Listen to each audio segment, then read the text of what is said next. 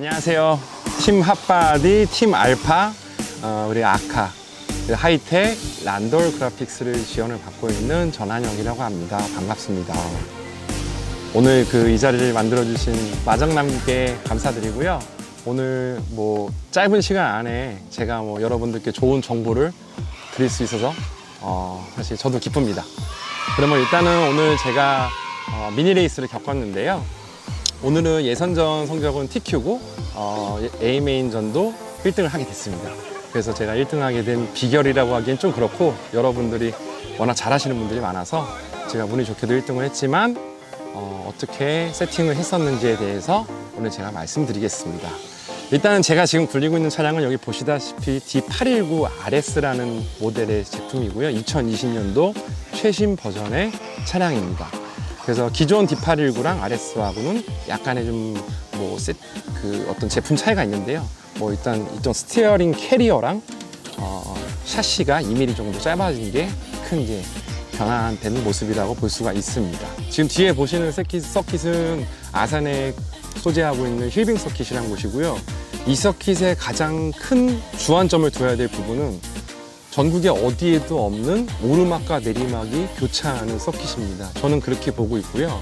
오르막과 내리막이 교차한다는 것은 하중이 앞으로 많이 쏠리거나 뒤로 많이 옮겨가는 서킷이기 때문에 지상고를 굉장히 많이 신경 써야 됩니다. 그래서 제가 이따 후반에 이제 지상고에 대해서 말씀을 드리는데요. 한 번 굴리시고, 두 번 굴리시고, 세 번 굴리실 때마다 지상고를 꾸준하게 체크하시는 게 가장 중요하다 보고요.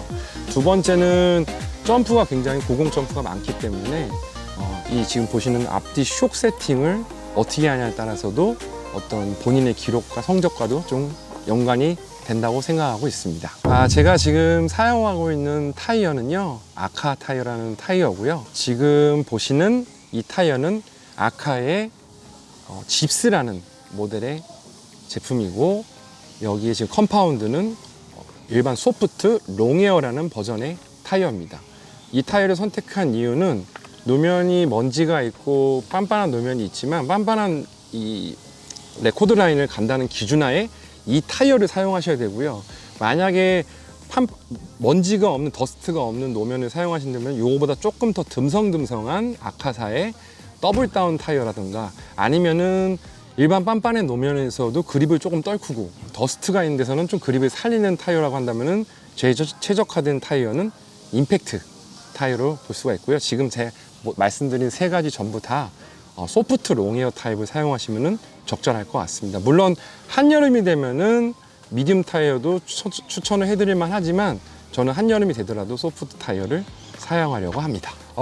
제 차량의 세팅에 대해서 말씀을 드리겠습니다. 일단은 오일류가 가장 궁금하실 텐데요. 저는 이 서킷과 또 좀 그립이 좋은 서킷이라고 한다면은 전 디프를 상당히 좀 올려 쓰는 편입니다. 그래서 제가 지금 사용하고 있는 디프 세팅은 프론트는 10,000방, 그 다음에 센터는 15,000방, 그 다음에 리어는 5,000방을 사용 중에 있습니다. 쇼크 세팅에 대해서 말씀드리겠습니다. 저는 차량 세팅 중에 지금 이 차량뿐만 아니라 어떤 차량이든 쇼크 오일과 쇼크 피스톤과 쇼크 캡에 영향을 굉장히 많이 받는 주행을 하고 있는데요. 왜냐하면 제가 주행을 할 때 쇼크 자체가 무너지면은 주행이 좀 안 되는 스타일이라서 쇼크를 굉장히 중요하게 생각하고 있습니다. 제가 오늘 사용한 쇼크는 프론트는 60WT를 사용했고요. 피스톤은 1.45홀이 키트에 들어있지만 이거를 1.5홀로 가공을 해서 1.5mm의 5홀을 사용 중에 있고요. 그 다음에 스프링은 골드 타입, 원래 키트에 들어있는 타입입니다. 그래서 골드 스프링을 사용 중에 있습니다. 그리고 쇼 길이는 제가 한번 재볼게요. 제가 외우고는 있지만 지금 102mm를 사용하고 있고요. 쇼 포지션은 프론트 쇼에 쇼를 장착할 수 있는 홀이 4개가 있는데 제일 외곽에 있는 끝에서 두 번째 홀을 사용 중에 있습니다. 그 이유는 이 서킷은 점프가 굉장히 급박하게 뛰어야 되는 점프대가 있기 때문에 쇼를 세워야 그 점프를 편안하게 소화할 수 있기 때문에 끝에서 두 번째 칸을 사용을 했고요. 마찬가지로 아래쪽 포지션도 점프가 많지 않고 일반 이렇게 좀 약간 온로드화된 점프대가 굉장히 부드러운 서킷이고 이러면은 제가 바깥쪽을 사용을 하는데 급격한 점프를 대응하기 위해서 이 암대에 있는 포지션도 안쪽 포지션을 지금 사용 중에 있습니다. 프론트 쪽에 지상고는 보통은 제가 25에서 26 정도를 사용합니다. 근데 지상고 여러분들이 체크하실 때 연료를 채우고 또는 연료를 뺀 상태에서 체크하시는 게 중요한데요. 연료를 채우게 되면 연료를 뺀 상태에서 1에서 한 2mm 정도 사이가 지상고가 왔다 갔다 합니다. 굉장히 큰 지상고의 변화량이거든요. 그래서 저는 이 서킷에서는 연료를 채우고 22mm를 사용했습니다. 좀 24mm보다 낮게 사용한 이유는 쇼의 운동량이 너무 많으면은 조종하기가 상당히 사실 힘든 노면이에요. 뭐 범프가 많아서 이런 부분이 아니라 급격한 코너도 있고 하다 보니까 쇼 길이가 무한정 길어지거나 지상고 높게 쓰면은 굉장히 차에 롤이 많아지기 때문에 불필요한 롤을 줄이기 위해서 지상고를 상당히 낮췄습니다. 그 대신 지상고를 낮추고 쇼 길이를 짧게 쓴 대신 오일을 세게 썼기 때문에 어느 정도 보상을 해줄 수 있다고 저는 생각을 하고 있습니다. 프론트 스테빌라이저는요, D819 키트에 들어있는 2.2mm를 지금 사용 중에 있습니다. 이건 지금 제가 키트를 받은 게 지금 이제 은색 아노다이징이 안 되어 있는데요. 원래 은색으로 되어 있고 이제 2.2라고 적혀 있고요. 프론트는 2.2mm 사용 중에 있습니다. 프론트 중에 가장 궁금해 하시는 부분 중에 또 하나일 수도 있는데 이 어퍼로드 위치인데요. 이 어퍼로드 위치는 지금 보시는 쇼타워 쪽에 상단부터 하단까지 4개 있는 구멍 중에 제일 밑에서 두 번째 칸을 사용 중에 있고, 이 시어브 캐리어에 있는 좌우로 3개 구멍이 뚫려 있는 것 중에 중간에 사용 중에 있습니다. 많은 분들이 이제 좀 질문을 많이 하시는데요. 쇼 길이, 이 어퍼로드를 짧게 쓰거나 이 아래 칸을 쓰면은 차의 움직임이 민감하기 때문에 조종하기가 상당히 어렵습니다. 그 대신 차는 빠릅니다. 그래서 본인이 빠르게 갈 수 있고 조향을 쉽게 잡을 수 있는 정도의 스킬이 되시면은 제일 아래 칸과 제일 안쪽 칸을 사용하시면은 차량의 어떤 코너의 선회력이 굉장히 이제 월등하게 높아지는데요. 단점이라면은 점프를 착지할 때 좀 불안한 부분이 있습니다. 왜냐하면 짧게 쓰고 아래 칸을 쓰면은 캠버 번화량이 굉장히 많기 때문에 캠버 번화량이 많으면은 착지할 때 굉장히 차가 좀 요동을 많이 치거든요. 그래서 적정한 수준에서 타협을 보시려면은 위아래 칸도 맨 끝에서 맨 위에서 두 번째 칸 또는 아래에서 두 번째 칸 또는 이쪽 시어브에서는 중간 구멍을 추천해 드리고, 저도 너무 헤드성이 조금 좀 필요하다는 서킷을 저는 이제 간다면은 제일 안쪽을 쓰고요. 제일 긴 쪽은 잘 쓰지 않습니다. 왜냐하면 너무 차가 편안하게 가기 때문에 공격적인 주행을 할 수가 없기 때문에 전 중간 구멍을 사용하고 있습니다. 어퍼로드 길이를 이제 재볼 텐데요. 이게 곧 이제 캠버 가게 될 텐데, 저는 오늘은 평소에는 1도만 주다 오늘 2도를 사용했습니다. 왜냐하면 예선전에 1도를 사용하니까 차가 좀 찍는 경향이 있어서 버티지 못하더라고요. 그래서 2도를 사용하고자 좀 캠버 조절을 이쪽 턴버클을 좀 조절했는데요. 제가 18.5를 지금 사용 중에 있고요. 이 각도가 뭐 제가 정확히 재진 않았지만 한 2도 정도 성향을 가질 것 같습니다. 이 센터에 있는 에커먼 플레이트로는 조정이 불가합니다. 반대로 이쪽 스티어링 캐리어에 이쪽에 지금 카본판이 보이시죠? 이게 1번부터 6번까지 있는데요. 키트에 들어있는 거는 5번입니다. 여러분들이 언더 성향을 가지시게 하려면은 번호가 높은 6번 플레이트를 사용하시면 되고요. 더 퀵한 성향을 가진 차를 만들고 싶으시면 1번 플레이트를 사용하시면 됩니다. 근데 이제 5번 플레이트다 보니까 언더 성향보다는 조금 더 퀵한 성향의 뉴트럴한 성향을 가지고 있고요. 저는 작년부터 이 차를 굴려왔지만 이거를 6번을 한번 사용해 봤는데 너무 언더가 나서 지금 이제 키트에 들어있는 5번을 사용 중에 있습니다. 스티어링 쪽은 이건 제가 뭐 정확하게 세팅 툴에 올린 게 아니라서요. 제가 한번 확인해 보겠습니다. 지금 30mm를 사용 중에 있고요. 이거는 토 아웃으로 본다면 한 뭐 1에서 2도 정도? 뭐 저는 이게 편차를 많이 두지 않습니다. 그 대신 너무 많은 토 아웃은 손해력은 좀 상승시키나 직진성이 좀 딸리기 때문에 차를 이게 뒤에서 바라보지 마시고 차를 바닥에 놓으시고 위에서 바라보셨을 때 11자 또는 약간만 이 앞쪽이 벌어지게끔 하는 정도가 저는 1에서 2도 정도라고 생각을 합니다. 이거를 4도, 5도까지 주시면은 대표적인 게 이제 4도, 5도까지 쓰는 게 이제 테스만인데, 테스만 선수는 워낙 이제 이 헤드성 조종을 잘하기 때문에 사용할 수 있는 거고요. 저희 같은 일반 유저들은 한 1에서 2도 정도면 충분하지 않을까 하는 제 개인적인 생각입니다. 프론트 쪽에 마지막인 A블럭, B블럭부터 말씀드리면은 B블럭은 키트에 들어있는 게 점 3개입니다. 점 3개가 플러스 0.7인데 바닥으로부터 0.7mm 정도 올라왔다고 이제 보시면 되고요.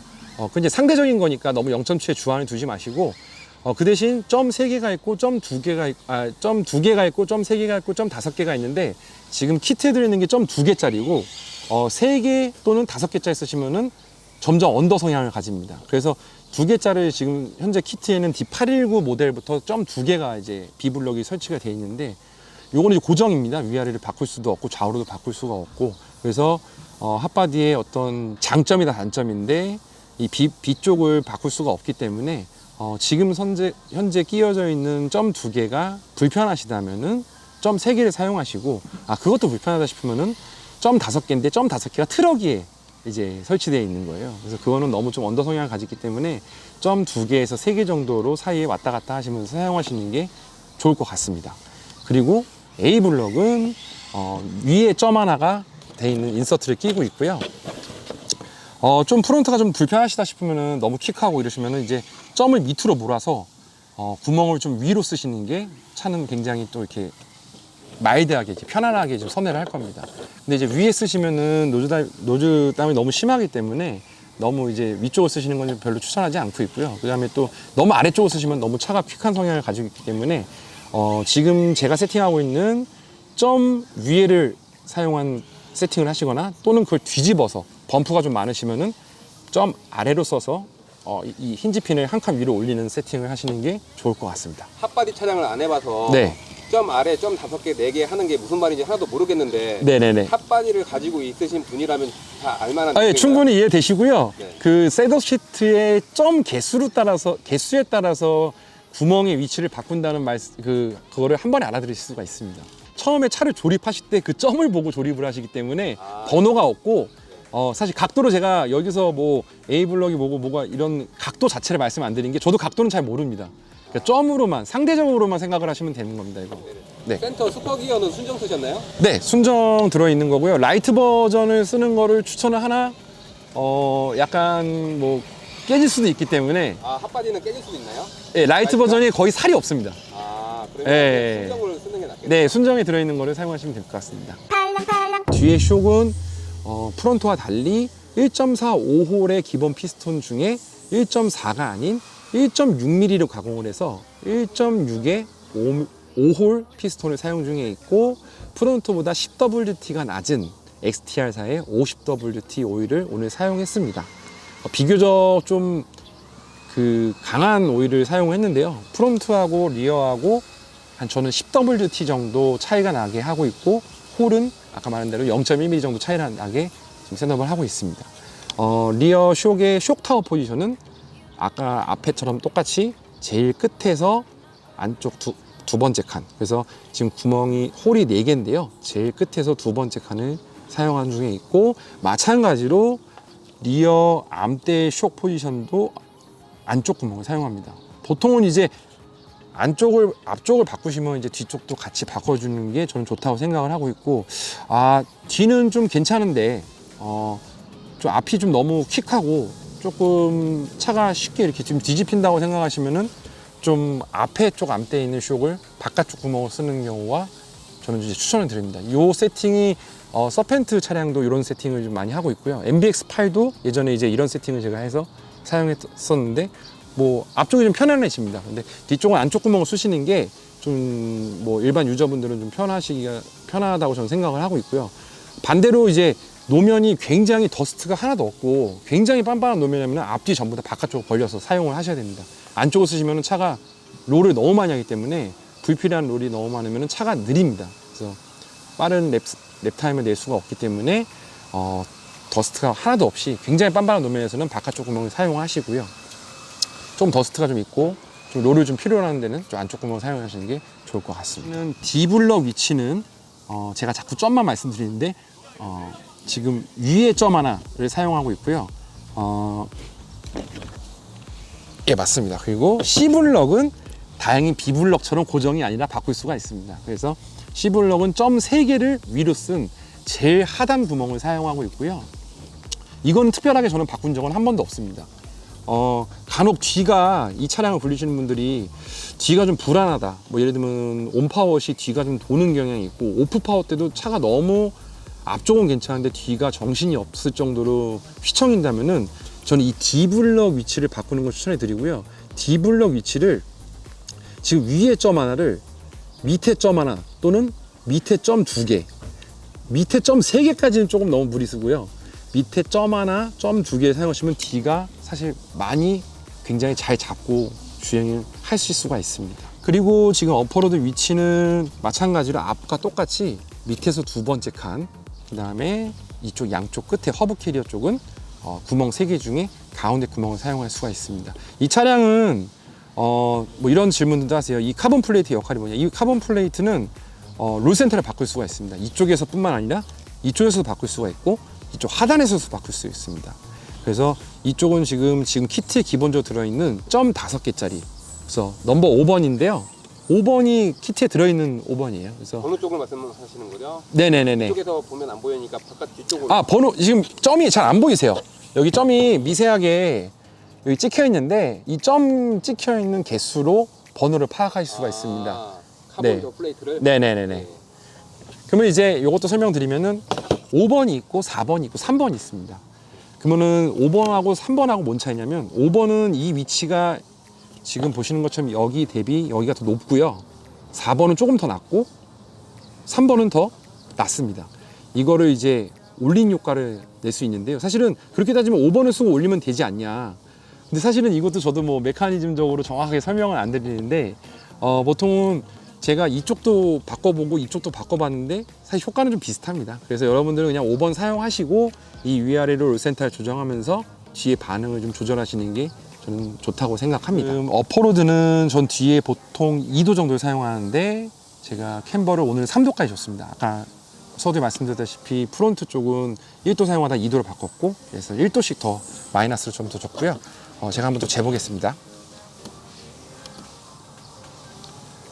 뒤에는 제가 28.3mm 정도를 지금 사용 중에 있네요. 리어 허브 캐리어에 이 로어 힌지핀이 들어가는 이 인서트의 위치는요, 아래 점 하나고요. 이거는 점이 1개, 2개짜리가 있는데 총 구멍을 4개를 바꿀 수가 있어요. 4개의 위치를. 그럼 지금은 밑에 점 하나를 썼기 때문에 맨 위에서 바로 아래 칸을 쓰고 있다고 생각하시면 됩니다. 이 부분도 사실 핫바디 분들이 이제 사용하시는 분들이 한 번에 알아들으실 수 있는 내용이에요. 그리고 이제 전체적으로 지금 보시는 지금 이제 여러분들이 봤을 때 이제 우측이죠. 이 D819 핫바디사의 D819 RS 차의 장단점을 좀 말씀을 몇 가지 드리려고 하는데요. 일단은 장점을 먼저 말씀드릴까 단점을 먼저 말씀드릴까 고민 중인데, 장점을 그래도 먼저 말씀드리겠습니다.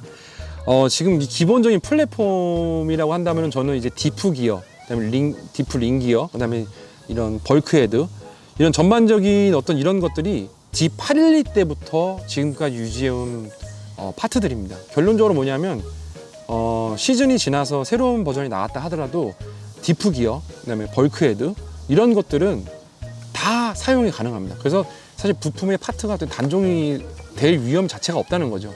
이미 812 때부터 사용하고 있는 품번을 사용하고 있는 게 대다수입니다. 심지어 그 파트 번호가 아니더라도 실제로 이제 이쪽에 설치가 되는 장점이 있고요. 두 번째는 차가 굉장히 튼튼한 편입니다.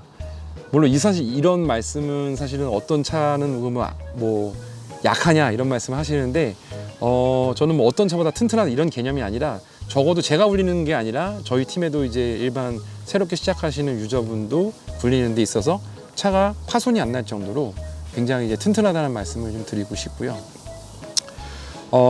사실은 뭐 그 정도 이제 장점이 있다고 치고 뭐 제가 뭐 여러 가지 말씀을 드릴 수가 있는데, 단점은 사실은 이게 이제 장점의 단점인데요. 파트가 잘 망실이 안 됩니다. 근데 파트 단가가 조금 비싼 편이긴 합니다. 근데 이것도 사실은 상대적인 게, 어떤 차는 저희 거보다 더 비싼 또 차량 브랜드도 있어요.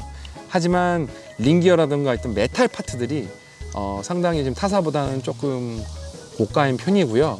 그 대신 중간에 샤시가 다 달 정도까지 사용하실 때까지 중간에 메탈 파트를 가시는 경우는 저는 없다고 보고 있습니다. 그래서 A, B, C, D 블럭도 사실 뭐 어떤 분들은 뭐 많이 이제 좀 쉽게 단다고 하시는데, 실제로는 샤시가 닿을 때까지 사용하시고 있고, 샤시 교체하실 때 A 블럭, D 블럭 정도만 교체해 주시면 저는 좋을 것 같습니다. 네, 지금까지 제가 이렇게 좋은 언변도 갖추고 있지 않은데 여러 가지 셋업을 말씀드렸는데요. 여러분들이 주행하실 때 언제든지 어느 서킷에서나 저는 일반 이게 IC업을 하는 사람이 아니기 때문에 여러분들과 친숙하게 좀 지내고 물론 IC업을 하는 분들도 이제 친숙하게 지낼 수 있지만 저는 더 이렇게 여러분들과 함께 쉽게 이렇게 다가설 수 있는 유저이고 싶고요.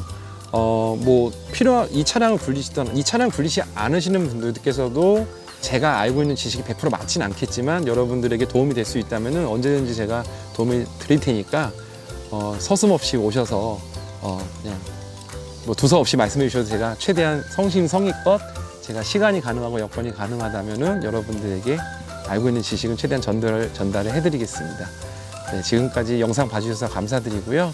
저는 팀 핫바디, 팀 알파에 소속되어 있는 전한영이었습니다. 감사합니다.